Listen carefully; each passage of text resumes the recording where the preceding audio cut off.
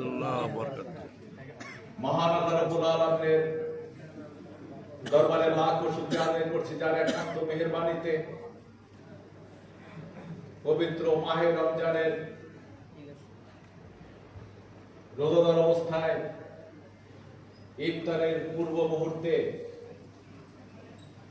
আগামী দিনে যারা দেশ এবং জাতিকে নেতৃত্ব দিবেন, যাদের দিকে আজকে বাংলাদেশের সকল পর্যায়ের জনগণ তাকিয়ে আছে,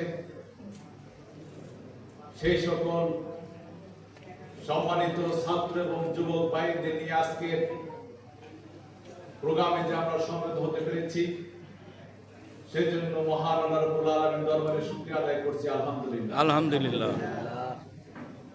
সম্মানিত উপস্থিতি, এই পবিত্র মাহে রমজান মাস হচ্ছে কোরআন নাজিলের মাস। আল্লাহ রাব্বুল আলামিন পবিত্র কোরআনুল কারীমে বর্ণনা করে দিয়েছেন, বিসমিল্লাহির রহমানির রহিম, জালিকাল কিতাবু লা রাইবা ফি হুদাল লিল মুত্তাকিন। এই সেই কিতাব যাতে কোনো সন্দেহ নেই, যা কেবলমাত্র মুত্তাকিদের জন্য। এ মাসে লাহুল মাহফুজ থেকে আসমানে কোরআন নাজিল হয়। কোরআন নাজিলের মাসে আমাদেরকে কোরআন এবং সুন্নাহ অনুযায়ী জীবন গঠন করার জন্যই তাগিদ দিয়ে থাকে। কোরআনের শুরুতেই কিন্তু আল্লাহ বলে দিয়েছেন, এই কিতাবে কোনো সন্দেহ নেই এবং তা মুত্তাকিদের জন্য।